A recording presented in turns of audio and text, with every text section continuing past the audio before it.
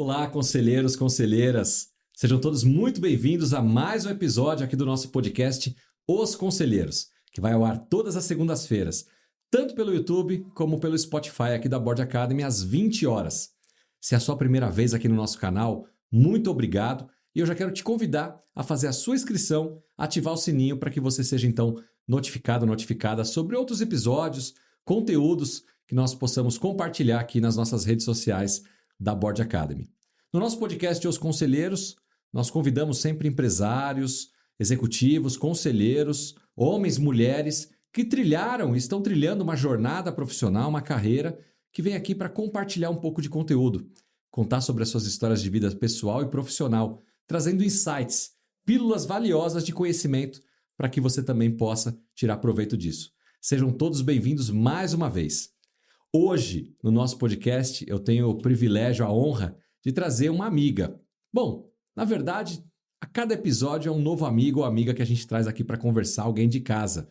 Mas essa pessoa de hoje é muito importante para mim, porque a gente se conheceu alguns anos atrás num outro segmento de mercado e a gente vai abordar um pouquinho disso ao longo da nossa conversa. O mundo dá voltas, a gente se reencontrou depois da pandemia num novo cenário e tem aí traçado uma jornada aí de parceria em vários aspectos. Eu estou falando de Priscília Queiroz. Ela é empresária, ela é treinadora, palestrante, escritora. Eu vou deixar o resto para ela falar. Uma grande especialista na área de vendas e empreendedorismo. Com vocês, Priscília Queiroz. Pri, seja muito bem-vinda ao nosso podcast. Nossa, que delícia! Depois dessa apresentação, ai. Eu tô tão acostumada a apresentar agora as pessoas. É verdade. Que eu confesso que nesse lugar aqui agora me deu até, falei assim, nossa, fiquei até quentinha, sabe assim? Obrigada, Marcelo, uma delícia estar aqui com você, viu? Muito mesmo, bom. Meu amigo, mesmo. Outro dia, quem estava sentado desse lado aí era o próprio Faria Souza. Né? E ele também disse a mesma coisa. Ele falou, nossa, Simonato, aqui eu sou chamado de Simonato, né? Pelo grande público. E que estranho estar aqui sendo entrevistado. E aí eu me dei conta que eu mesmo nunca sentei do lado daí. Porque desde o início do nosso podcast eu sempre fui o host, né? E nunca tive a oportunidade de alguém me entrevistar. Tem história para contar também, pessoal. Hashtag fica a dica aqui, ó. Já vou fazer o inverso. Faria, aqui, Zudo, Rogério, alguém vem aqui entrevistar o Marcelo Isso Simonato mesmo. algum dia. Mas hoje a conversa é com a Priscília. Priscília, que é empresária, que é treinadora, palestrante, escritora, especialista em vendas e empreendedorismo.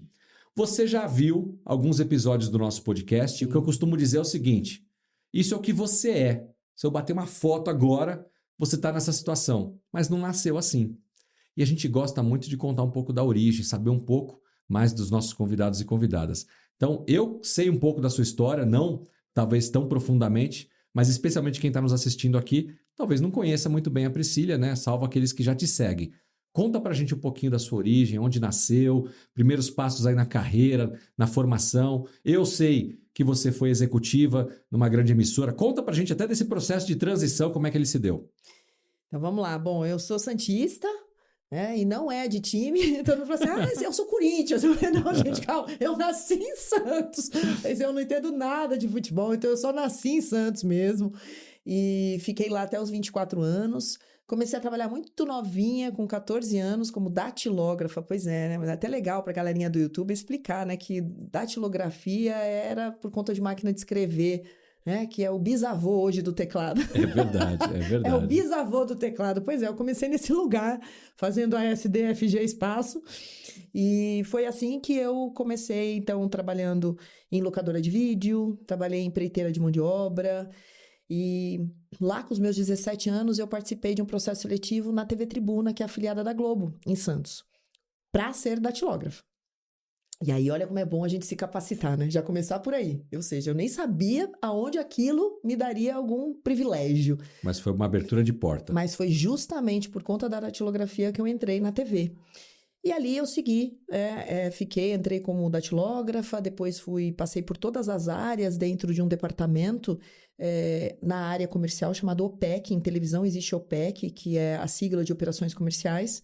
E aí eu galguei vários pontos ali, né? Então, controle de material, a própria datilografia, né? Como datilógrafo, depois roteirista, e assim foi. Então eu comecei em televisão muito novinha ainda, quando tinha umas fitas desse tamanho, chamado Mati, que a galera de televisão vai lembrar disso, que eram umas fitas enormes assim, que vinham, né, com os comerciais dos anunciantes de TV. E assim eu segui carreira, e foi depois de ficar pelo menos 7 anos na TV Tribuna, eu fui convidada para ir para o Rio de Janeiro. Dessa vez sendo chefe de um departamento OPEC, né? Lá no Rio de Janeiro, em especial em Cabo Frio. Por isso que aos 24 anos você deixa Santos. Sim, então eu comecei com 17, aos 24 eu vou para o Rio de Janeiro, eu vou para Cabo Frio, e nessa ocasião eu já namorava. Então é importante também falar agora do pessoal, né? Eu comecei a namorar muito novinha, com 14 anos de idade, e aí virei para minha mãe e falei, mãe, tô indo pro Rio, recebi uma proposta e vou morar junto. Minha mãe falou, filha minha não mora junto, casa. Em um mês, Marcelo, um mês, eu brinco que tudo meu foi emprestado. Até o terço que da minha mão não era eu comprado. Uma amiga que emprestou. Em um mês a gente casou e lá vai eu, né? Com a mala, ele também, e a gente segue pro Rio de Janeiro, numa empreitada completamente diferente. E não pra capital, né? Pra uma cidade... Nossa, eu sou da... É a época que eu morei em Cabo Frio, pra você ter ideia, não tinha cinema. Eu imagino. Não tinha cinema. Era uma coisa assim horrorosa. Barzinho era tipo 2 na cidade. Então você imagina você sair de Santos, que é uma cidade pujante, né? E sempre foi, para ir para uma aldeia praticamente de praia, né? Que tinha praia. A gente tá falando o quê? Década de 90, isso, mais ou menos? Sim, eu tô falando de 2000 e... 2000 já. 2000, na verdade, antes, minto. 97, 96, 97, isso mesmo, essa época. Então, era uma época, assim, que realmente, pra você ter ideia, Cabo Frio, ele funcionava de outubro a março. O restante do ano, a cidade era deserta. Deserta mesmo, de o prédio inteirinho estar apagado. E aí você andar naquela orla com todos os prédios apagados. Então, assim, era bem estranho. Bom, enfim, fiquei lá 3 anos. E até que eu venho para uma convenção de vendas em Jundiaí, olha só. E eu era aquela, agora é importante abrir um parêntese bem grandão aqui, que eu dizia em televisão que eu queria ser tudo, menos vendedora. Tudo. Então eu dizia para os meus chefes, né, para os meus líderes, olha, você me coloca em qualquer posição, menos vender. Porque eu tinha uma trava com vendas. Eu não queria de jeito nenhum, porque eu via como eu era uma área que apoiava vendas, eu via o sofrimento que é dos coitadinhos passar o dia inteiro ali camelando, voltando com contrato, recebendo bucha. Então era um período nesse bem caso, complicado. na televisão, venda de anúncio, especialmente, né? Que eram os mapas de mídia, né? Onde fechavam com os anunciantes, e a área de operações comerciais, que é o PEC, cuidava de toda essa venda. Então, a gente que roteirizava, a gente que colocava na programação. Então, era esse o nosso papel. Era apoio mesmo de vendas. A OPEC existe até hoje dentro de televisão, né? É um departamento muito importante, Em inclusive. rádio é do mesmo jeito? Rádio é a mesma coisa. Rádio também. Se considera que os meios de comunicação têm OPEC. Então, rádio, TV, só não jornal. Mas os de mídia, os de audiovisual, sim, né? Ou áudio ou visual. Bom, enfim. Vem pra convenção. Vim pra convenção e aí eu lembro, Marcelo, sabe aquelas coisas que você fala assim, gente, por quê, né? Mas aí depois você vai entender muito disso, né? Eu sempre fui muito falante, muito espontânea, muito, né? Como minha mãe dizia, aparecida. E aí depois eu volto nessa história. E ali, em um desses dias da convenção, eu ali, né, o PEC, com a galera de vendas, e tô ali, papapá, e me pedem pra contar uma piada. Uma piada horrorosa. Sabe aquelas piadas assim, tipo, que era da vela? Você deve lembrar dessa piada da vela. Piada da vela, que você fala, isso aqui é da vela. Bom, acho que depois conto, não vou contar aqui a piada da vela. Depois ela conta porque esse horário não pode. Mas não, ela não é uma piada baixo nível, mas é aquelas piadas que a gente fala que era pra pegar trouxa, que é aquelas piadas de 3 horas, sabe assim? Pois é, contei essa piada no jantar. Todo mundo riu, foi um negócio assim, e eu, nessa ocasião, então, eu sempre fui muito performática, então eu fazia boca, fazia gesto, fazia tudo. Bom, beleza, no outro dia, Marcelo, olha isso, Simonato, né, gente, que aqui é Simonato, eu vou acostumar a falar Simonato. Mas você me conhece como Marcelo, por favor. Então tá. Aí, o que aconteceu foi que começou o evento, J. Ávila, ainda vivo, dono da Trafic, subiu para dar bom dia. E ali, ele falou assim, bom, antes da gente começar, eu gostaria de chamar aqui a Priscília Queiroz. Imagina eu lá, no meio daquele povo todo, 1.000 pessoas no evento. Era o Brasil inteiro nessa convenção de vendas, todas as afiliadas da Globo lá. E aí eu sentada lá, tipo, nem aí, com a camiseta do evento, né, da convenção, todo mundo uniformizado, eu aqui, tal, tal. Daqui a pouco eu falei assim, Priscília, Marcelo, eu li e falei assim, meu Deus, o que o homem tá me chamando? Imagina, não tinha nada a ver com aquilo. Subi. Você já tinha algum relacionamento com ele, um reporte? Nada, nenhum. Imagina, ele é o papa, né, da emissora, imagina, era o Roberto Marinho. Era só ele, só a figura. E aí eu subi e falei assim, como vai? Totalmente assim, né, meu Deus, subindo no palco. Que aí depois eu vou contar a história da minha relação com o palco. A hora que eu subi, ele falou assim, então, Priscila, eu fiquei sabendo que você é uma contadora de piadas. E eu gostaria que agora, para nossa abertura do dia, você contasse a piada que ontem você contou para um grupo pequeno na hora do jantar.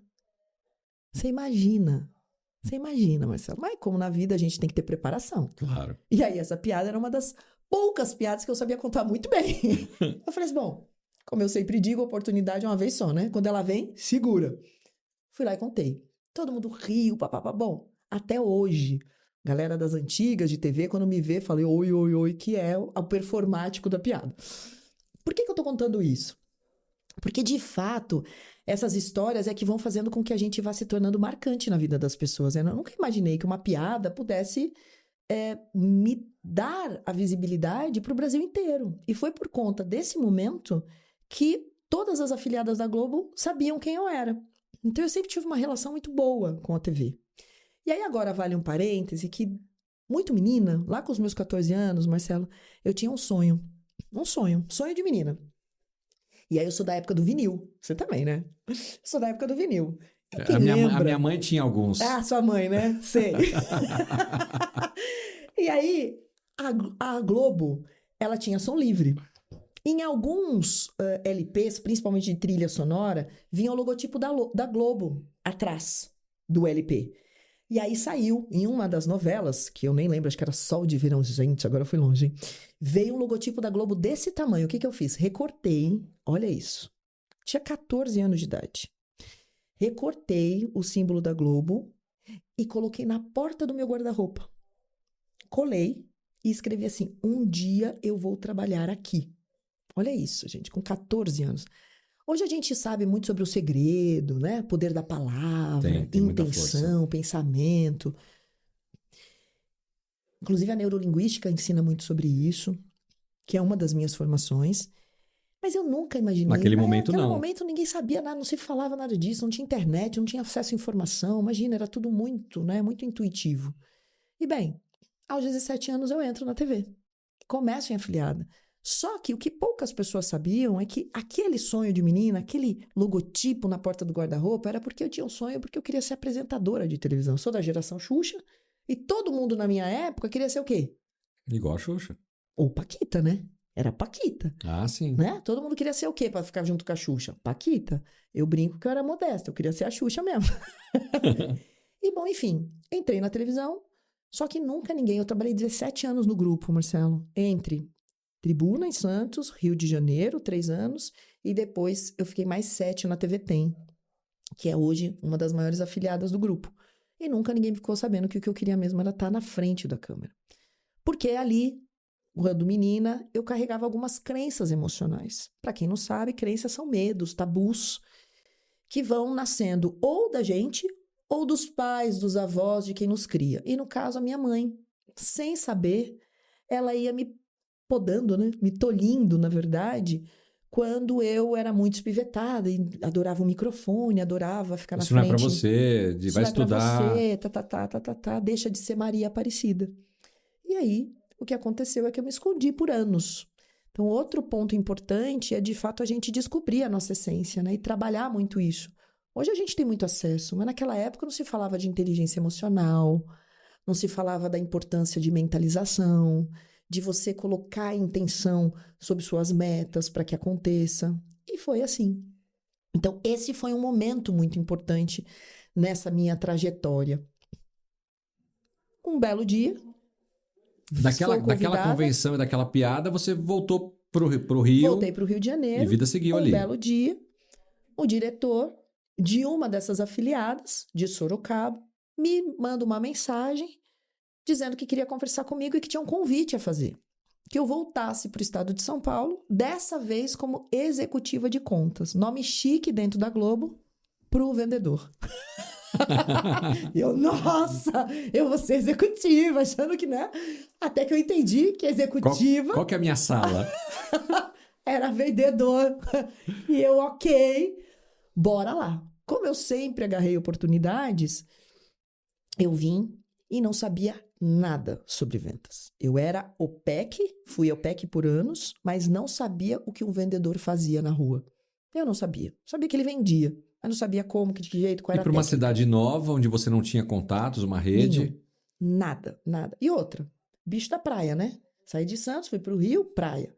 Vou para o interior de São Paulo, não tem praia. Primeira coisa, comecei a me perder na cidade. Porque a gente tem sempre como noção a praia, né?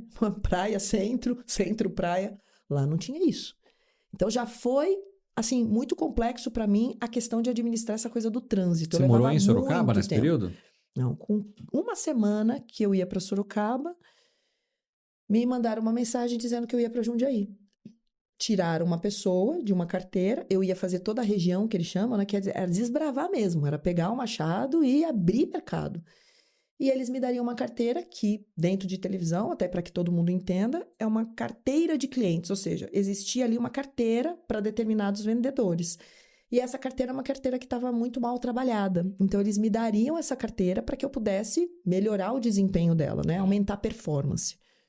Para uma pessoa que não sabia nada. Primeira coisa que eu fiz quando cheguei na cidade, comprei um guia 4 rodas, é claro, e fui na livraria e comprei todos os livros de venda. Todos que tinham lá. Eu lembro que eu saí com uma pilha desse tamanho, até 12, 15 livros. E aí, final de semana, eu mergulhava nessa literatura e só parava quando o livro terminava. Eu sempre gostei muito de ler, desde menina eu sempre gostei de ler. E aí eu fui desenvolvendo algumas habilidades para ler mais rápido. Leitura dinâmica e outras tantas. Então eu devorava livros. E aí durante a semana eu aplicava o que o livro dizia. Eu lia, aplicava. Lia, aplicava. E muitos desses livros funcionaram super bem, fazendo com que eu aumentasse criatividade. Vendedor tem que ser criativo. Mais ainda nos dias de hoje. Quem trabalha com vendas precisa saber ouvir. E aí, um dos pontos importantes, né, é que assim, a venda de televisão é uma venda técnica, não é uma venda emocional. A gente não chega lá vendendo na emoção. E eu, por conta das literaturas, era muito discutido a emoção. Mas se falava de Ibope, falava-se de Leda Nielsen, falava-se de audiência, de CPM, de CPE. Então não era venda emocional. Eu não convencia o anunciante a vir porque ele ama Ana Maria Braga. Ele é fã do Luciano Huck. Eu não ia vender nunca desse jeito. Eu tinha que vender tecnicamente a audiência, o quanto aquele dinheiro valeria. E depois de muito tempo, eu entendi que essa era uma habilidade de poucos vendedores. A maioria dos vendedores se desenvolvem emocionalmente, para vender emoção. E eu acabei, por conta desse processo que para mim foi doloroso, não foi nada prático, não tinha mentor, não tinha coach, não tinha ninguém que pudesse me ajudar. Eu fui mesmo buscando informação nos livros, que era o único lugar. O gerente era um fofo, uma graça, mas ele me dava o seguinte, olha, você tem alguma dúvida? Olha, qual era a dúvida? Em relação ao cliente. Que jeito veio, como vem, como acontece, por que fatura e não fatura. Mas como eu tinha que abordar, como eu tinha que entrar, como eu tinha que convencer, não. Te acompanhar em visitas. E aí o que aconteceu é que eu comecei a criar um relacionamento muito grande com os clientes. E esse é um outro ponto muito importante para quem vende. Criar credibilidade. Ou até hoje, Marcelo, esses clientes que eu atendia lá na época que eu era vendedora, né, que eu era executiva de contas, eles me abrem as portas para tudo. Então, eu já vendi palestra, eu já vendi treinamento, porque hoje eu não trabalho mais com isso. Mas se a Pri vem aqui e fala para mim, Pri, me explica o que você está fazendo hoje. E aí, é claro, depois de muitos anos, voltando agora um pedacinho da minha história do pessoal, quando eu fui para o Rio de Janeiro e eu resolvo voltar para o estado, já casada, lembra? Me casei com 24 e tal. 1 ano em Jundiaí, o meu marido é assassinado. Uau. Ele é vítima de bala perdida. E aos 27 anos eu fico viúva. Numa cidade nova. Uma cidade nova. Seus pais morando em Santos? Em Santos. E aí eu fui pro fundo do poço. Com todas as letras. Eu conheci o fundo do poço. Porque o meu castelo tinha desmoronado. Completamente. Ele era o meu eixo, ele era o meu equilíbrio. Em tudo. Né? Meu único homem. Então você imagina, uma menina de 14 anos que fica viúva aos 27 que não tinha tido nenhum outro tipo de relação. Então assim, acabou. Pra mim acabou. O que acontece naquele momento? Eu me entrego ao trabalho. Mas assim, me transformo numa workaholic. Eu trabalho 17 horas por dia, para não pensar. Tive louros? Muitos. Fui a primeira mulher de vendas a ganhar um prêmio dentro das afiliadas Globo. Mas a que preço? Eu estava doente e não sabia. Até que, dentro dessas minhas loucuras de trabalhar incessantemente e nesse processo todo, um dia uma amiga virou para mim e falou assim: Pri, eu preciso te levar em um final de semana, todo para você, uma imersão. E eu falei: eu não quero saber disso. Eu era avessa, toda essa coisa de mente, de não sei o quê, não queria saber de nada disso. Achava isso tudo balela, não acreditava em nada disso. Porque eu era muito fight, Marcelo. Eu tinha assim, hoje eu sei, né? Depois de tantas habilidades envolvidas, que eu tinha a minha energia do masculino muito alta. Então, tudo que era muito emocional não era mais pra mim. Como se eu tivesse matado. Eu tava muito mais pragmática. Muito mais insensível. Essa era a Priscila que estava nascendo por conta da dor. Mas eu não sabia que eu estava machucada. E eu vinha me blindando com esses escudos. Uma proteção, né? Uma proteção completa. E aí, de tanto ouvir, porque você precisa, porque você precisa, porque você precisa, eu falei assim, tá, eu vou nesse negócio. E aí entrei numa sexta-feira, num programa da INEX, chamado DL, que é Desenvolvimento e Liderança, talvez muitos aqui conhecem, 1, 2, 3, 4, Águia e tudo mais, e saí no domingo. Completamente diferente. Em uma das dinâmicas, inclusive, você faz ali, eles chamam de 5 minutos, né? Que é você se ver morta. É claro que eu não me vi morta. Eu vi o Amorim. É uma das dinâmicas que acontece dentro do INEX, né? Dentro desses programas de desenvolvimento e liderança. E eu não conseguia me ver. E o exercício era para que você se visse, que era a ideia dos 5 minutos, né? Quando você só tem 5 minutos, o que você faria com seus 5 minutos? Eu não conseguia. Eu via ele. E então foi um processo muito difícil. Quando eu saí de lá, completamente mexida, e eles pedem que você não tome nenhuma decisão, pelo menos por 10, 15 dias e tudo mais, eu falei assim, eu preciso construir esse pilar na vida de outras pessoas. Não pode ficar só comigo. Eu entendi que eu estava adoecida e que eu estava me libertando de muitos processos emocionais, e foi aí que eu passei a ser uma defensora e importância da inteligência emocional. E aí eu fui fazer tudo que é treinamento, fui fazer practitioner, fui fazer rebirthing, fui fazer PNL avançada, fui fazer Tony Robbins. Tudo paralelamente à sua carreira executiva ainda. Paralelamente a vendas. Tudo paralelo à minha vida comercial, vamos chamar assim. E você não enxergava isso naquele momento ainda como o seu futuro profissional? Não. Era realmente Era para mim. Para você e para entregar para outros. Para mim. Nesse programa, nesse processo todo de mergulhar, né, nessa questão da inteligência emocional e desses processos curativos, eu saí da TV, saí porque eu queria ser empreendedora. E aí uma amiga me convidou, porque tinha uma produtora de vídeo, e se eu queria construir, né? Era na época que os vídeos eram de 15 minutos, que custavam 40 mil reais. Então, aquelas coisas absurdas, né? Que só as grandes marcas tinham possibilidade de colocar o vídeo na capa né? Na página principal do site, né? Lembra disso? Aqueles vídeos longos. Pois é. Eu fui para isso, mas aí eu entendi o seguinte. Por conta do meu processo criativo, eu falei assim, cara, não dá pra gente só vender vídeo. A gente tem que criar um produto de recorrência. E essa era uma coisa que eu via muito acontecer dentro das empresas, né? Ter produtos que gerassem ali para poder pagar sua estrutura e tudo mais. E aí foi que nasceu a TV Cena. Eu fui trabalhar com Media Indoor, que hoje é o que a gente reconhece essas TVs dentro de elevadores, por exemplo. Eu fui desenvolver conteúdos e nisso a gente começou a pulverizar a cidade de Jundiaí com TV para tudo que é lado.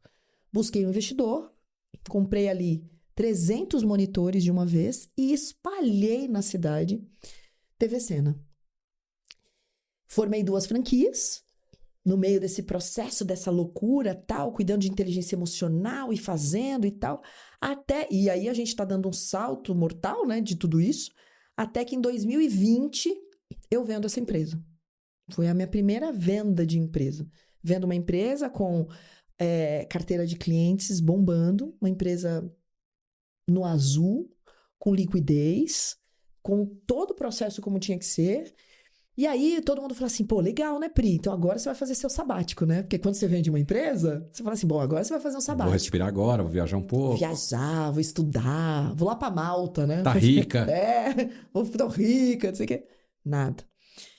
Pouquinho antes, 2018, eu sou apresentada para Mulheres que Decidem, que era um movimento feminino. E naquele momento era um momento onde eu estava fazendo muito, eu tinha um grupo de negócios, né, chamado Unicol. Então, dentro da minha empresa, da TV Sena, eu fazia muitos eventos. Eu sempre gostei muito de eventos. Inclusive, eu tive uma produtora de eventos. Então, eu sempre gostei muito de mexer com essa coisa das pessoas, de conectar pessoas, né?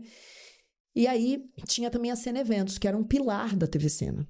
Então, eu tinha uma sócia que era diferente da TV Sena, só para a gente fazer eventos corporativos. Então, eu fazia muitos eventos na cidade. Até hoje as pessoas reconhecem. Nossa, Pri, aqueles eventos que você fazia, hein? Era evento em cinema, evento de Copa do Mundo. E é tudo para empresário. Sempre gostei de juntar e unir empresários. Sempre foi essa mentalidade. E aí, um belo dia, eu já tinha me libertado dessas crenças emocionais, que foi através de cuidar da inteligência emocional. E aí eu falei assim, eu preciso resgatar aquele meu sonho de menina. E formo um canal no YouTube chamado Empresários em Cena. In de dentro, Cena por conta da TV Sena.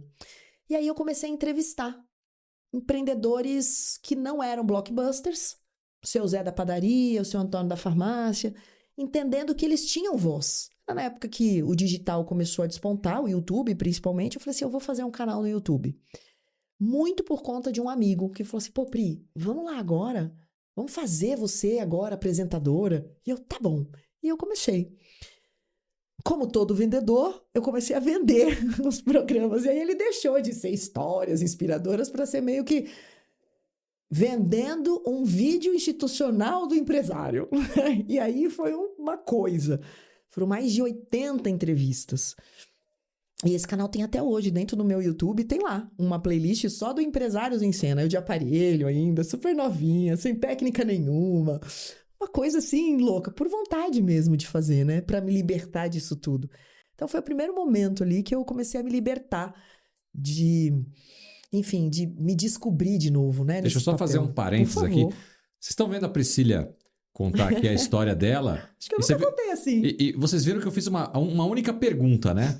Até agora eu não consegui pegar de volta a fala, porque ela vai falando e tem história para contar. Então, coloca no chat aqui para mim, você que tá assistindo aí, se tá jóia, posso deixar ela contar ou eu devo interromper, tá bom, pessoal? Foi o tempo para ela beber uma aguinha aqui. Ufa! Pra pegar um ar, né, gente? Mas você me interrompa, por favor. A história tá ótima. Eu tô descobrindo várias coisas que eu não sabia sobre você. Pois é. Fala que assim, né? Que nem diz o meu marido, é o Forrest Gump. Se você deixar, cara, senta no banco e vai. Pois é. E aí, bom, dentro desse processo todo, que tá lá, né, com programa e tal, eu percebo, então, que... Você foi apresentada para a Rede Mulheres que Decidem. Aí eu percebo que tem um outro universo, que é o universo feminino. Eu sou convidada por conta de um amigo que a gente tem em comum, que é o Roberto Caruso. Ele foi o grande padrinho, aliás, para eu ir para Mulheres que Decidem. Ele falou assim, Pri, tem uma pessoa legal para você entrevistar pro teu programa. Por conta do Empresários em Cena, que eu já tinha feito também um bate-papo com ele. Eu falei, bora. E aí eu fui para um evento em São Paulo, na Zona Leste, para 700 mulheres, nunca vi tanta mulher junto, eu não era desse lugar, e aí é um ponto importante também, eu tinha muitas coisas com mulheres, né, por conta desse meu perfil, os meus amigos sempre foram homens, eu nunca tive amiga mulher, pra você ter ideia, durante toda a minha vida, meus amigos eram homens, pouquíssimas mulheres eu tive. Por quê? Porque eu não conseguia ficar com mulher. Eu achava a mulher muito, chora por qualquer coisa. Sabe essas coisas que a gente... E eu não era assim, porque eu estava blindada na dor. E aí, em 2018, imagina que eu vinha com a TV, ok, a TV Cena, tal, bonitinho. Em 2018, e o programa em paralelo, a Cena Eventos, então eu tinha ali pelo menos umas 3 frentes. E aí vou para esse evento em São Paulo, 700 mulheres, um evento louco, com um mundo de mulher, e vai e sobe e tal, e volto frustrada porque a dona do evento, que era gente, fugiu o nome da Tabata. Olha, fugiu o nome da Tabata agora. A Tabata, imagina como eu vou esquecer de você, mulher, é só o nome, tá? A Tabata. E eu voltei frustrada porque ela não me dá entrevista. Não me dá entrevista. Como assim? E ela tinha uma comunidade no Facebook, era na época que as comunidades do Face eram muito fortes, de pelo menos umas 30 mil mulheres. E eu falei, quer saber? Eu vou pegar esse conteúdo do YouTube e vou começar a compartilhar nessa comunidade. Tem um monte de mulher ali, um monte de empreendedora, pelo menos vai ser uma maneira delas entenderem, aprenderem mais e tal. Um belo dia, greve dos caminhoneiros, lembra disso? Maio de 2018, fatídica greve, né? Que a gente teve, problemas absurdos que a gente teve no Brasil. Ela me manda uma mensagem e falou assim, Priscila, eu queria conversar com você, eu tenho uma proposta para te fazer. Eu falei, claro, bora marcar online. A gente já se conhecia nessa época, Já hein? se conhecia nessa época, mano. Já. Inclusive foi ali, né, nesse momento que a gente palestrou junto num evento. E inclusive a Rê, que era era a organizadora do evento, a Regina, ela era decidida do Mulheres que Decidem. Foi por conta disso que eu fui para aquele evento. Bom, enfim. E aí o que aconteceu é que ela me faz uma proposta, a Tabata, dizendo que ela tinha pedido para Deus, ela é uma cristã, formou a Mulheres que Decidem com 12 mulheres, ela acredita muito nessa multiplicação dos 12, 24, 24, 40, e chegou em 10 mil mulheres no primeiro ano. Só que ela não monetizava. Ela não conseguia monetizar. E aí ela pediu para Deus que apresentasse uma pessoa que pudesse levar esse projeto adiante, porque ela não ia mais ficar com a rede. E foi então que eu fui apresentada a esse projeto.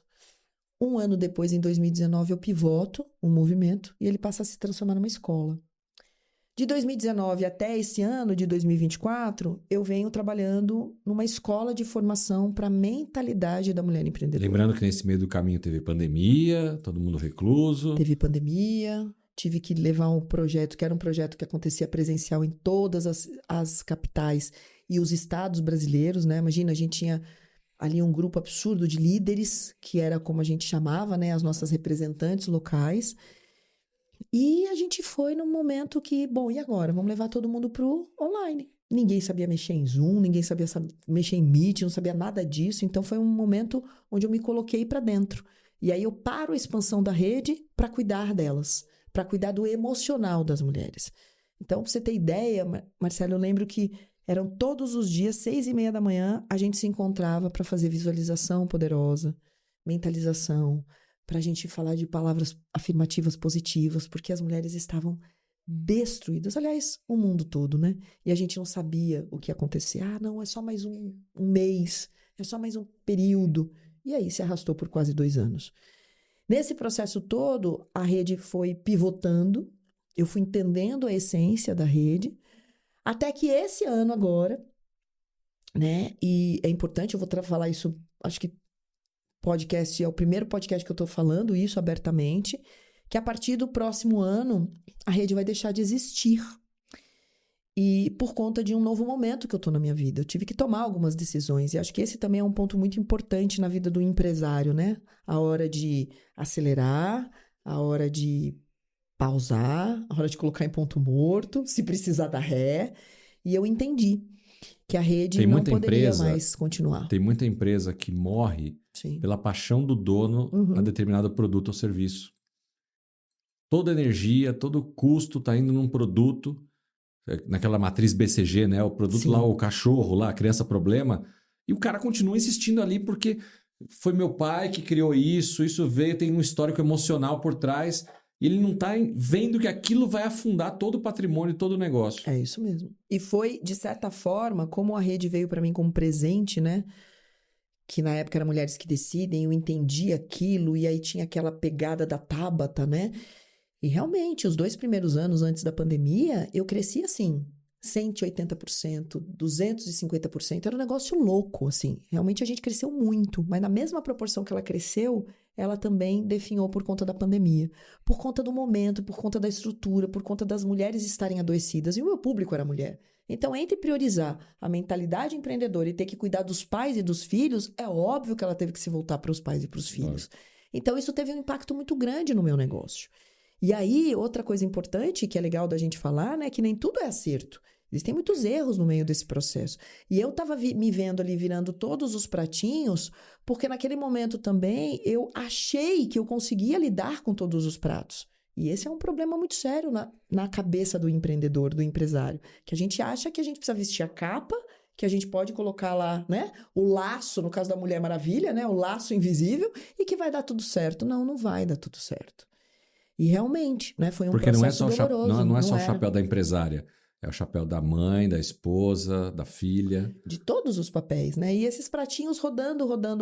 E aí teve um momento que eu me vi, eu falei assim, não dá mais para eu seguir nesse formato. E é importante contextualizar, e ficou aqui faltando um pedaço dessa minha história, que assim, logo que eu perdi o Amaury, lá em 2001, com 2 meses depois, eu formei uma ONG com o nome dele. Porque existia aqui dentro, é como se tivesse um despertar que, assim, eu não podia mais permitir que coisas como aquela continuassem acontecendo. E uma das bases da violência é a falta de educação, mas não a educação do bom dia, muito obrigada, por favor, mas a educação base, educação mentalidade. E aí, com 2 meses, eu formo, então, o Clube Amigos do Amaury. E ele veio. Então, eu brinco que, assim, eu já fui fada, já fui bruxa, já enchi laje, já dirigi caminhão, já fui ameaçada pelo dono da boca. Você some daqui. Então, assim, tudo que você puder imaginar trabalhando com favelas. Muito, mas muito. E essa virou realmente a minha bandeira. Era ali que a minha dor também ia apaziguando, ia diminuindo. Quando Mulheres que Decidem veio para mim, então você imagina, de 2001 a 2018. Então, olha o tempo de ONG. Em 2018, eu percebi que ela era um movimento também sem social recurso também. social. E eu falei, cara, não dá para eu ter 2 movimentos, duas ONGs, não dá.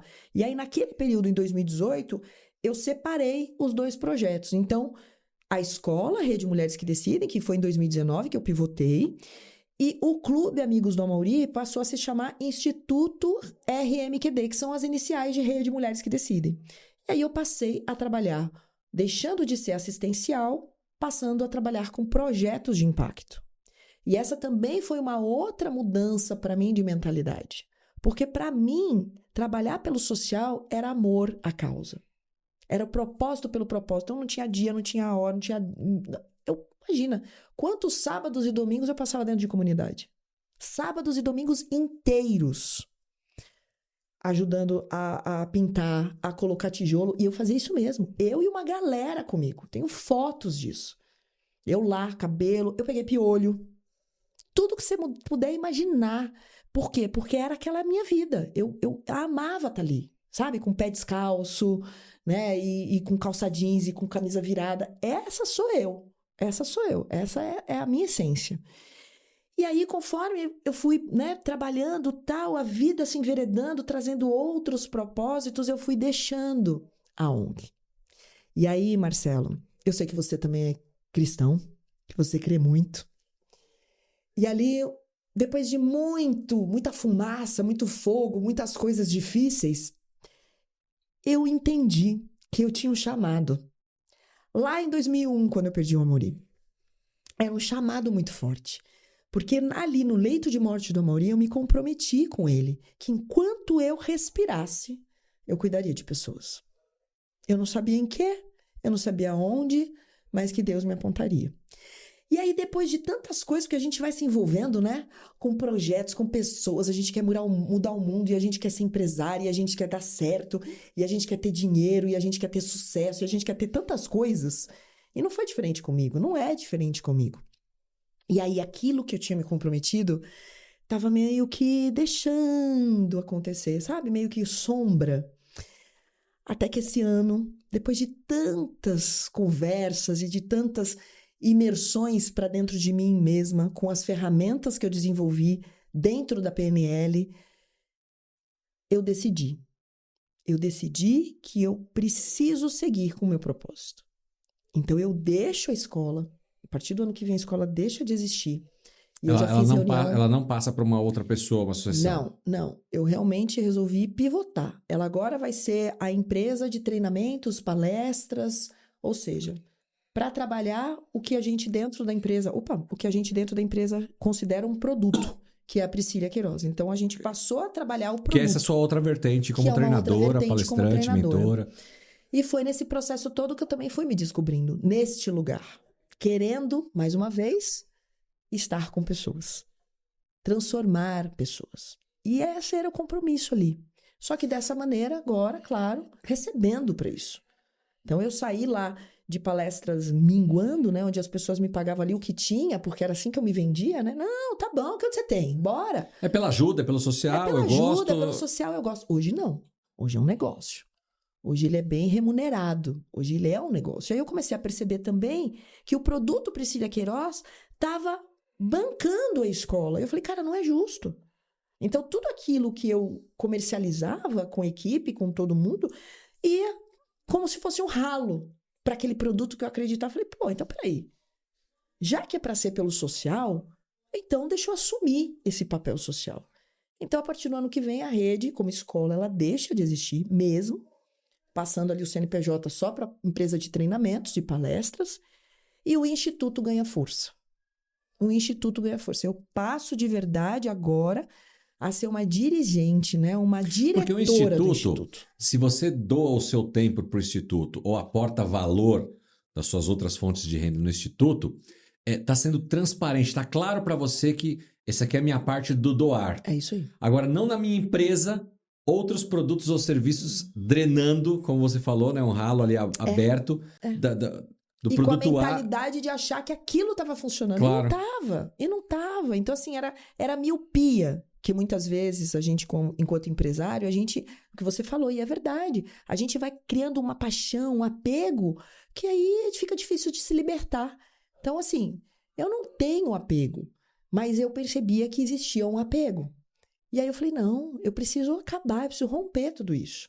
O único apego, amor de verdade que existe é pelo Instituto. Quanto eu respirar, porque ali ele é além do dinheiro. E ali eu vou fazer com ou sem recurso.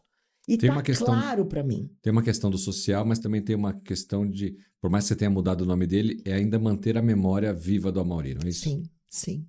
Porque, de certa forma, foi dali, né? Veio dali. E esse foi o compromisso.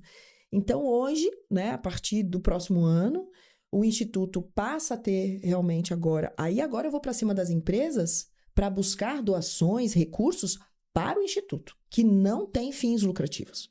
Então, e o que a gente vai trabalhar? Sonhos das mulheres. E ali é uma bandeira que eu entendi. E o Instituto, se não me falha a memória, ele fica em Santos, não é isso? E, na verdade, assim, enquanto o CNPJ. Né, e tal, ele era de Santos, mas hoje ele está em Jundiaí. Ah, ok. Ele não tem sede. É que você tem projetos que eram na Baixada. Aí é que tá. Então, a gente tem projetos que hoje são oriundos de emendas parlamentares. Eu fui entender como é que é isso. E aí foi um outro universo que me abriu. Então, hoje eu quero também me especializar em captação de recurso. Então, ano que vem eu vou fazer curso de captação de recurso. Né? Eu quero entender como é que é isso. Tem muitas leis de incentivo que a gente não sabe. E aí, para minha surpresa, a gente, quando foi para Brasília, e aí a ONG voltou, né? O Ministério da Mulher volta falando assim, ó, você está apta para buscar recursos elegíveis por emendas parlamentares. Eu falei assim, oi? E aí eu entendi que aquilo que eu tinha feito lá atrás, que eu fui, assim, né? Todo mundo me retalhou. Que absurdo, não sei o quê. Quando eu formei a ONG em 2001, formal, estatuto, tudo como manda o figurino. Eu não sabia o que aquilo poderia gerar. Hoje, para você trabalhar com emendas parlamentares, por exemplo, minimamente você tem que ter 15 anos de instituição consolidada. Olha só. Você não consegue. Então, isso me deu o quê? Me deu bagagem. Bagagem para que hoje eu possa, sim, trabalhar com deputados, trabalhar com emendas, porque tem muitos deputados que, sim, verdadeiramente querem trabalhar impacto na vida de pessoas. E eu conheci essas pessoas também. Mas hoje a gente tem projetos com marcas. Então, durante esse processo, por exemplo, lá atrás, e eu nem coloquei isso na balança, que eu falei assim, gente, para mim aquilo era tão propósito pelo propósito, mas imagina, a gente teve lá atrás, ainda em Santos, uma ambulância totalmente montada pela Peugeot do Brasil. Por quê? Porque eu fui lá na Peugeot e falei assim, Peugeot, tem uma mulher aqui que era uma parteira, uma irmã, né? Uma irmã Dulce, uma freira, que ela fazia parto dentro de casa, sem estrutura nenhuma. Ela ia, as pessoas chamavam ela, ela ia na casa das pessoas para poder dar à luz a crianças que estavam nascendo sem condição de ir para o hospital. E aí, quando eu olhei aquilo, eu falei assim, pelo amor de Deus, essa mulher precisa minimamente ter um lugar. Uma estrutura. E aí, a gente foi para dentro da Peugeot. Nada melhor do que a gente ter amigos, né? Tinha um amigo que estava lá e falou assim, eu vou te ajudar. E aí, a gente fez uma Kangoo, a gente transformou numa ambulância móvel. E aí, a gente fez a doação para ela. Então, eu já trabalhei com Peugeot, já trabalhei com Caixa Econômica Federal, já trabalhei com Prudential. Essas marcas traz o recurso e fala assim, olha, Priscila, a gente quer fazer um projeto assim. E aí a gente executa. E eu entendi, eu falei assim, é aí que tá a minha fortaleza. Eu sou construtivista, eu sou criativa, eu tenho uma habilidade de buscar pessoas, mas eu sempre tive, desde menina, sabe, de trazer as pessoas para perto de mim, para que elas façam aquilo que eu gostaria que elas fizessem. E eu falei assim, meu Deus, eu preciso potencializar esse talento. E se é um talento, eu hoje, aos 49 anos, identifico.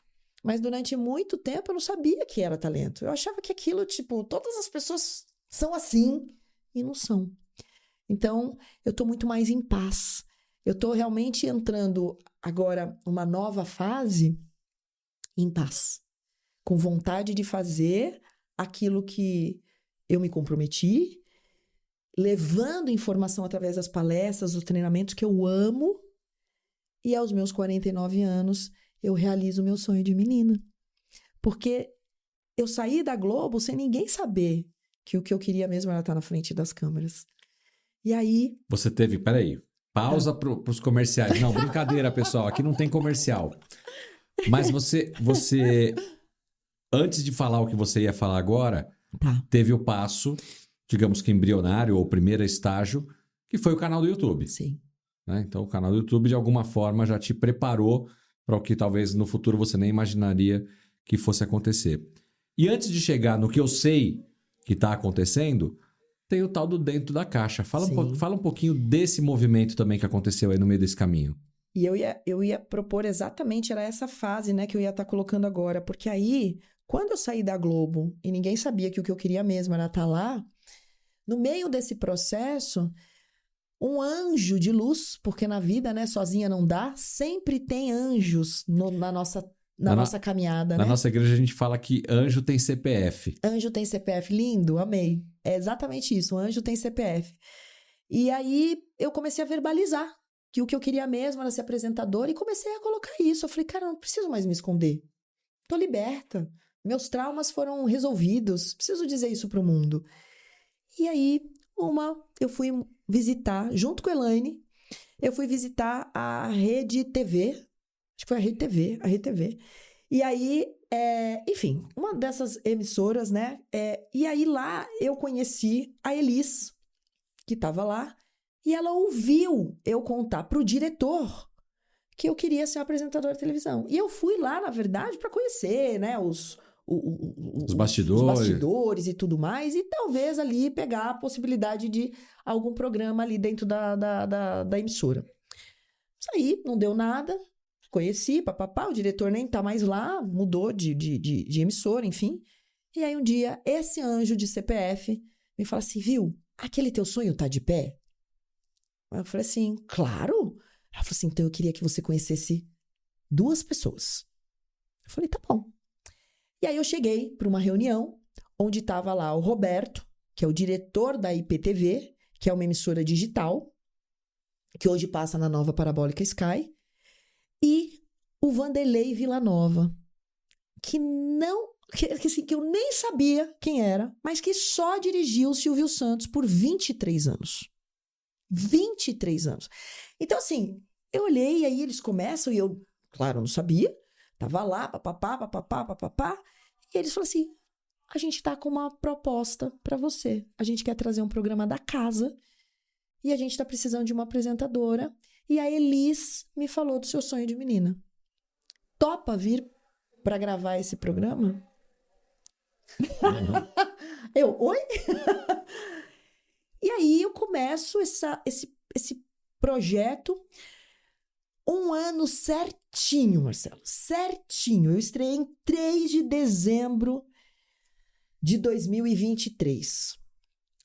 Agora, agora 15 e 16 de dezembro de 2024 fez 1 ano. 1 ano, certo. Eu não sei quando que esse programa vai pro ar, mas só para você entender, né, o tempo.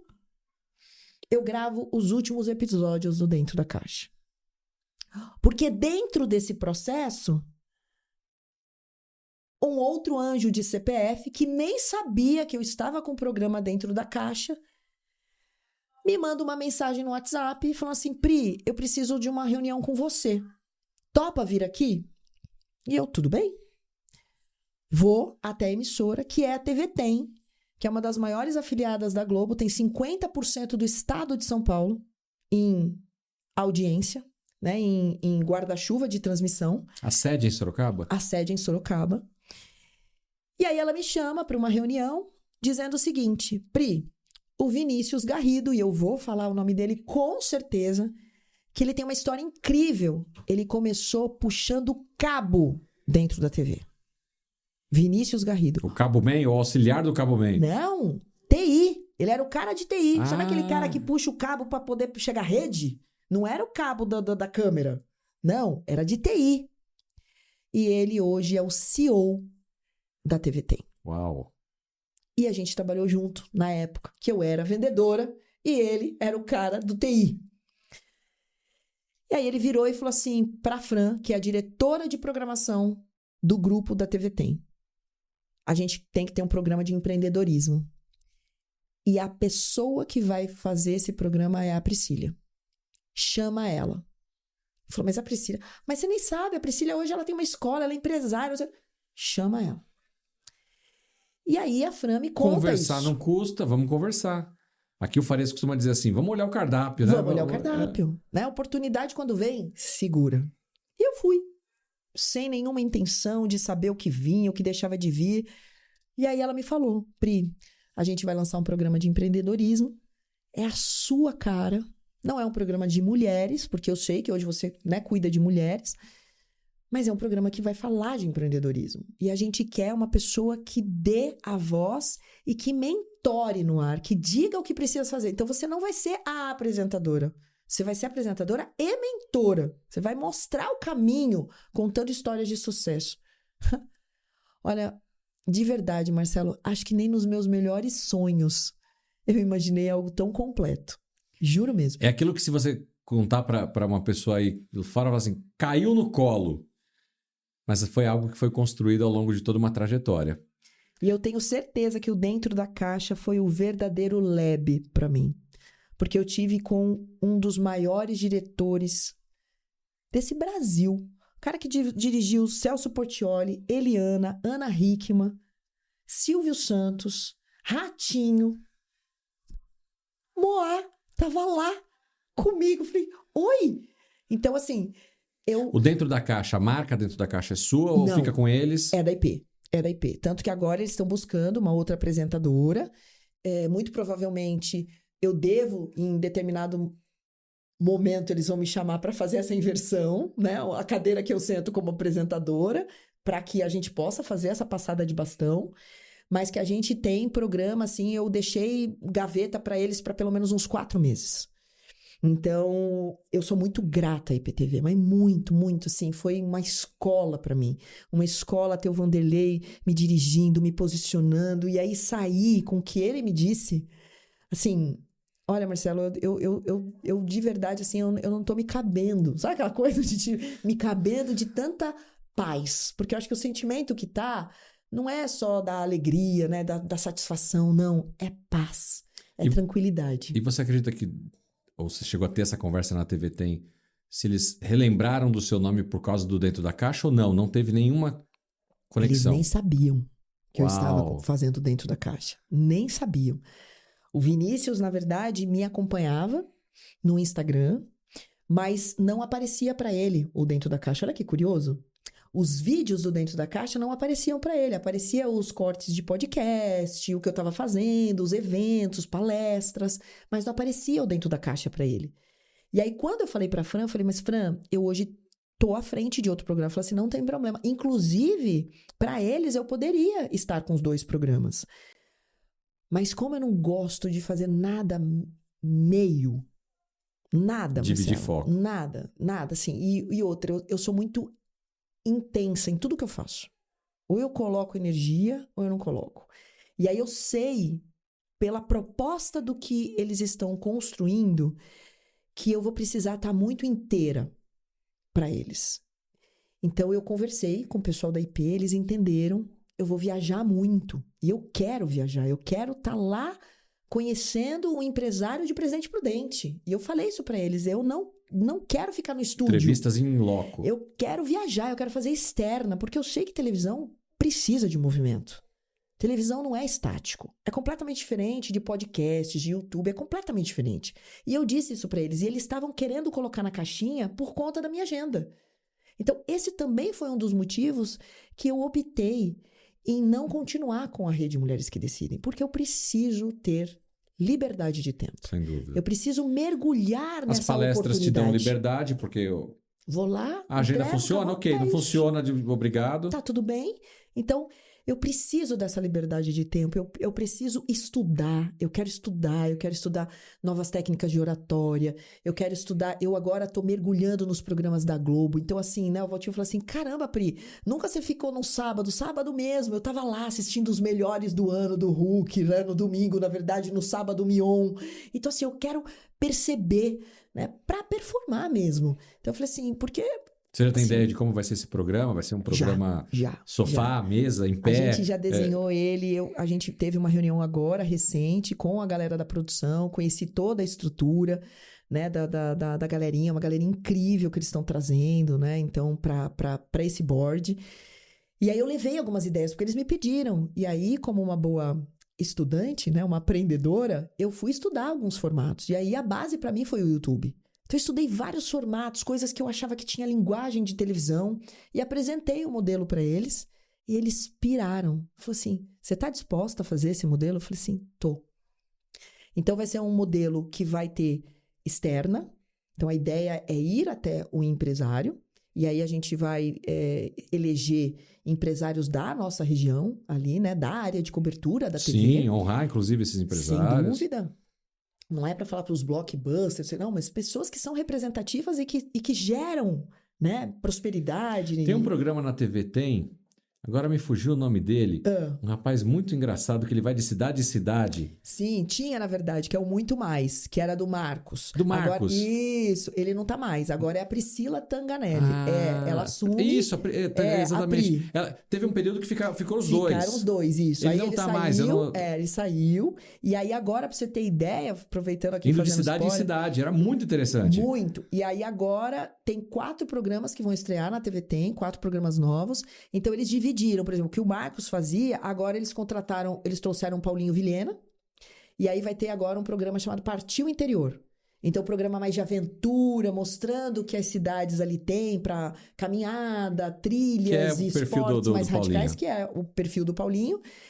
O meu, que é o Empreenda Aí, que são histórias de empresários e que a gente vai estar mostrando ao mesmo tempo também dando orientações para o pequeno empreendedor, que é isso que eles querem atingir. Eles querem atingir o pequeno empreendedor. Então, eles trouxeram toda a pesquisa, quem é o público. Ele vai ser semanal? Tudo. Sábado, antes do Encontros. Então, ele vai ter 30 minutos. Ele vai ser às 8 horas da manhã de sábado. Ótimo. E estreia em abril junto com a programação da Globo. Eu não sei quando esse podcast vai pro ar, mas eu já tô deixando aqui para você, né? Sintoniza na TVT. Olha, a gente tá conversando há quase 1 hora, tá? Primeiro lugar. O tempo voa. Gente, quantas perguntas eu fiz para ela nesse podcast? Depois, diretora, depois você faz a contagem aí, que acho que foi o podcast que eu menos falei. Então eu vou deixar ela beber uma aguinha ali. Eu vou deixar ela beber uma aguinha ali, porque eu quero fazer um sumário aqui, um refresh do que a gente conversou. A gente conversou com a Priscila Queiroz, que começou a trabalhar santista, começou a trabalhar aos 14 anos de idade, aos 17, especialista em datilografia, vai trabalhar na TV Tribuna, entra então para uma emissora, não como uma artista, como uma jornalista, repórter, mas no back-office dessa empresa, trabalha por muitos anos, muda para Cabo Frio, de Cabo Frio muda para Jundiaí, muita coisa acontece na vida dela, positivas e também traumáticas, podemos dizer assim, né, que geram muita inflexão e até, de certa forma, te leva para trabalhar mais e aí um sucesso na carreira, mas que na verdade foi uma grande fuga, né, de coisas que você veio a entender mais tarde com o amadurecimento. Se torna empresária de sucesso na região de Jundiaí, decide também montar um instituto, uma ONG, né? Sim. Uma ONG, depois absorve uma rede de mulheres empresárias também e que durante um período tocou essa rede com muitas mulheres empresárias de todo o Brasil. Começa, obviamente, como natureza, a ser convidada para palcos, seja como mentora, palestrante, treinadora. Uma coisa que a gente não falou aqui é que no meio desse caminho tiveram livros, também se torna uma escritora, né? Então ajudou muita gente, mas tinha um sonho lá guardado naquela menina de 14 anos lá, que colocou no guarda-roupa do quarto dela um emblema da Rede Globo, né? Um dia quero trabalhar aqui, quero ser uma apresentadora de TV. E aí, passados mais de 30 anos dessa história, né, ela vem a concretizar esse sonho dela agora no ano de 2025. Então, você que está nos assistindo, né, talvez você ainda tenha sonhos de infância, sonhos da sua fase adulta, que não foram realizados ainda, mas sempre dá tempo. Sempre dá tempo. Enquanto a gente estiver vivo, a gente pode realizar. Já dizia o Walt Disney, né, que tudo começa com um sonho. Sim. E se você sonha, você pode realizar. Um passo de cada vez. A gente está falando aqui, Priscila, com um público majoritariamente de conselheiros, conselheiras, profissionais que também trilharam ou estão trilhando uma carreira 20, 30, 40 anos, né? Aqui, só para você ter uma ideia, nós temos conselheiros, a gente chama aqui carinhosamente de board members, né? Que são os alunos que vêm para a Board Academy para se formar como conselheiros. Nós temos um público desde os seus 28 anos de idade até 83 anos de idade. E eu converso com esses mais jovens há mais tempo e eles falam assim, a Board Academy me deu um novo fôlego de vida. E eu falo, não, só quem faz isso é Deus, né? A gente brinca. Mas eles falam, eu estava lá aposentado, dinheiro já não era o problema. Mas sabe, eu não sei se você já assistiu ou se você acompanha a série do Sylvester Stallone, Rocky. Acho que o último ou penúltimo dele, ele falou assim, tem alguma coisa aqui dentro ainda que eu não sei o que é, mas que eu preciso colocar para fora, e era aquela última luta que ele queria fazer. Então, essas pessoas falam algo parecido. Sabe, Marcelo, parece que eu não entreguei tudo ainda. Eu trabalhei em um monte de empresa, fui presidente, ganhei dinheiro e tô aqui agora de chinelo, de pantufa em casa assistindo série da Netflix. Eu ainda tenho algo para entregar. E aí vem para a Board Academy, se formam como conselheiros e estão ajudando diversas empresas pelo Brasil. Cada um tem uma história, cada um tem uma jornada. Então, assim, parabéns pela sua jornada, que não é um ponto final, pelo contrário, é mais um degrauzinho, né? Ou mais um passo nessa trajetória aí. Você é muito nova, talvez chegou agora na metade da sua vida. Então, assim, tem muita lenha para queimar e muita coisa e muita gente para abençoar através do seu conhecimento, da sua disposição. Então, eu quero deixar aqui meu registro de parabéns, de gratidão por tudo que também você já fez, não só para o Marcelo, mas pela Board Academy, grande parceira aqui querida da Board Academy, né? Em nome do Farias, quero fazer esse reconhecimento e desejar muito sucesso nessa trajetória. Sabe que eu sou seu fã, né? Você disse que a gente precisa verbalizar isso, eu já te verbalizei no particular, mas verbalizo aqui, porque vai que... Como que é o nome? O Vanderlei e a Elis? A Elis. Vanderlei e Elis, eu não sei se vocês vão assistir esse programa, mas deixa eu contar. Eu também, o meu sonho é ser apresentador de TV, tá? Pronto. Então, fica registrado aí. Tô adorando fazer o podcast Os Conselheiros. Talvez seja o meu dentro da caixa, porque o futuro a Deus pertence, a gente não sabe os caminhos para onde levam, né? E eu acho que é isso, cada um tem uma trajetória, né? Cada um tá vivendo a sua corrida, a sua jornada. Que horas se encontram, horas a gente... vai para lados diferentes e lá na frente a gente se cruza de novo, né? Isso faz parte. E eu acho que a sua história aqui, Priscila... Marcelo, mas o programa não é Os Conselheiros? Você não falou nada de governança. A gente não falou de cyberataque, de LGPD, de ESG. E precisa, gente. Nós falamos de uma mulher brasileira que começou como uma datilógrafa, se tornou uma executiva dentro da TV Tem, depois se tornou empresária, empreendedora e agora volta também ao seu sonho original de menina, sendo também apresentadora aí, e vai continuar, obviamente, com a ONG, né? Sim, com todos os seus projetos sociais e ajudando muita gente por aí. Então, mais uma vez, parabéns por tudo isso. Eu quero fazer uma última pergunta para você, Claro. só para a gente, então, trazer um ponto de governança ou de conselho para essa nossa conversa, que não foi falado aqui, mas em algum momento ali, pós-pandemia, eu não vou nem lembrar agora, 2020, 21, 22, acho que 21, 22, você decide também implementar um conselho na sua empresa. Sim. E este conselho, olha só que interessante, pessoal. Esse conselho talvez, e eu quero que você nos diga isso, talvez tenha dado ali um pontapé, uma ajuda, não a fazer com que a RMQD decolasse, mas sim que fizesse a Priscília Queiroz, empresária, tomasse a dura, a difícil decisão de pivotar isso e mudar a direção dos seus negócios. Conta pra gente. Aliás, o Marcelo foi um dos meus conselheiros. Que time, hein? Que time. Pensa num time. Era o time.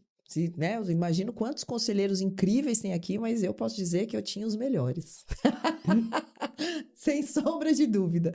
E sim, Marcelo, vocês ali, durante todos os questionamentos, os pontos que vocês traziam, a forma cirúrgica como era apontado cada um dos olhares que eu tinha que dar para dentro do meu negócio, me fazia refletir muito, muito. Principalmente sobre o futuro.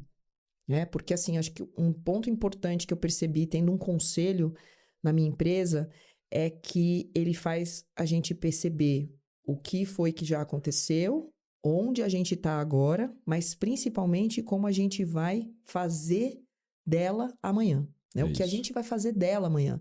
E esse foi uma virada de chave para mim, porque quando eu era questionada, se misturava muito com a Priscília, produto. E foi ali que se descobriu que não dava para eu poder ser todos aqueles papéis. Era CEO, era operação, era produto, era uma loucura. Tudo, era uma loucura. Então eu falei assim, nossa, ou você se torna a empresária, ou você se torna a artista, né? Foi até o momento que você mesmo colocou isso. Pri, você é artista. E você está trazendo esse lado. Artista, quando a gente fala artista, gente, porque palestrar é arte, né? Você também é um incrível palestrante.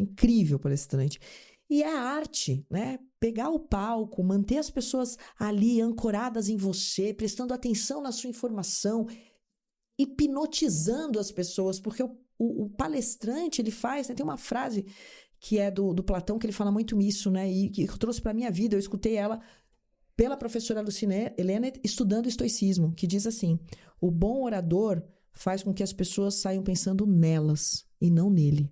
Uau! Isso fez com que eu mudasse o meu comportamento em palestra. Existem muitos palestrantes show business, mas que as pessoas saem achando eles incríveis, mas pensando nelas são poucos.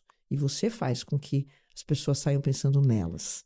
E esse é o verdadeiro papel nosso, enquanto artista. E eu não posso estar naquele palco pensando na operação da minha empresa que ficou lá. Exatamente, era esse ponto. E muitas vezes eu ia entendendo que tinha um monte de compromisso, um monte de coisa, porque eu também queria ser empresária. Esse também era um papel que, para mim, era muito desafiador. Como, né, uma pessoa que gosta de desafios, empreender nesse Brasil é um desafio muito grande. E eu me vi ali, querendo contratar, querendo ter gente, querendo ter sala, querendo ter, né, gente saindo para tudo que é lado. Isso é muito vibrante, isso é muito gostoso, porque o papel do empresário é gerar possibilidades, gerar oportunidades. Movimentar. Talvez no Brasil, aliás, eu vou aproveitar nesse canal maravilhoso, né, com milhares e milhares de pessoas, para reforçar isso. Eu sei que a maioria é conselheiro, né, que está ali, mas que é bom a gente pensar sobre isso. Só no Brasil o empresário é visto como vilão.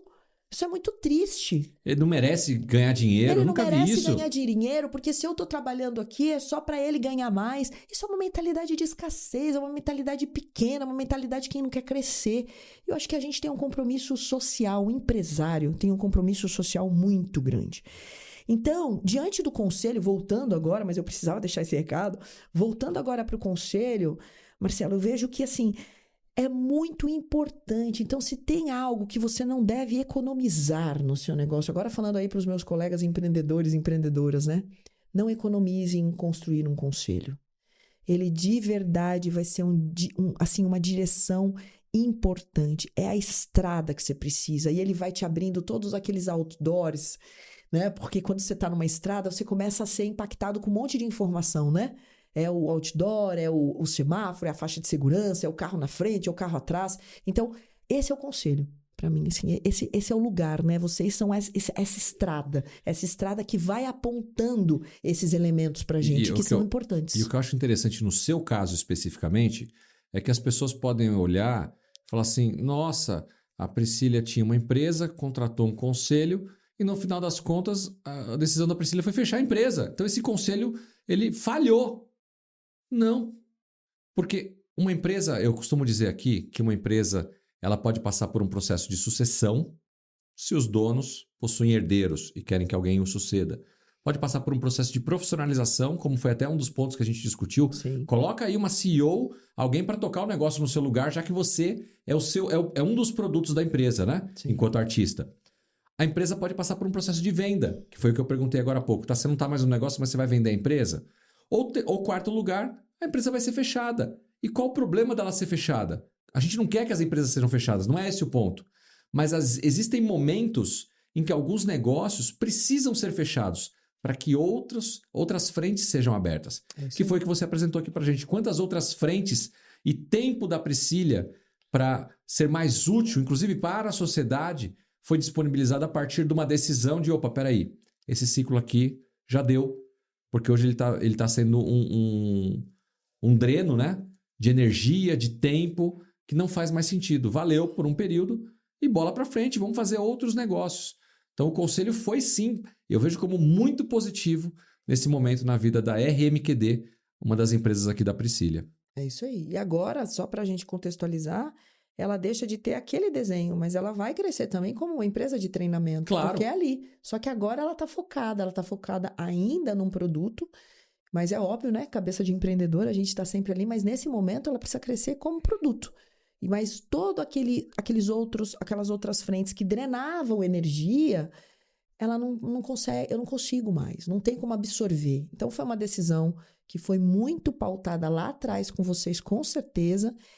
Mas aí muitas vezes a gente precisa fazer essa introspecção, né? Entender o momento, entender o lugar. E aí, quando a gente não faz, a vida faz pela gente, né? Tem então isso foi também. um empurrão que eu recebi. Como? Com um convite que veio para mim da TVT. Então, como eu não tomava a decisão, a vida, se você não toma, ela toma por você. Isso eu aprendi a duras penas muitas vezes. E foi assim. Então, a vida me deu esse empurrão e eu falei assim, bom, agora não tem mais como eu adiar a decisão. E foi assim. Então, muito bom, Pri. Próximos passos. Uma honra, um privilégio tê-la aqui conosco, contando essa história maravilhosa, abrindo um pouco da cozinha, né? Desses bastidores aí que pouca gente talvez saiba de toda essa história que você deixou aqui pra gente hoje, entregou de coração. Muito, muito obrigado e os melhores desejos aí de sucesso nessa sua trajetória. Nós somos amigos pessoais, Sim. né? E muito mais do que uma relação comercial. Conta com a gente para o que você precisar de verdade, tá? Eu sei disso. Muito obrigada. E obrigada aí à Board Academy, né? A todos vocês que tenham, assim, muitas abundâncias, né? Na vida de vocês através desse projeto incrível que é ser conselheiro mesmo. Muito bom. E a vocês todos que nos acompanharam aqui no podcast Os Conselheiros, muito obrigado. Um episódio um pouco diferente do nosso dia a dia aqui, eu tenho certeza, mas que vai marcar muita gente. Se você se identificou com esse episódio, coloca aqui o seu comentário, deixa a sua curtida, compartilha, de repente, com um amigo, uma amiga empresário também que precisa ouvir esse relato aqui que nós trouxemos hoje da Priscília Queiroz. Pode servir e você pode estar ajudando muita gente com isso. Não esqueça disso, né? Todos os nossos conteúdos você pode compartilhar com pessoas que você entenda que faça sentido. Se é a sua primeira vez no nosso canal, muito obrigado pela sua audiência. Se inscreva, ative o sininho para ser notificado então sobre outros episódios e conteúdos aqui da Board Academy. Mais uma vez, muito obrigado e nós nos vemos no próximo episódio. Até mais, pessoal. Tchau, tchau.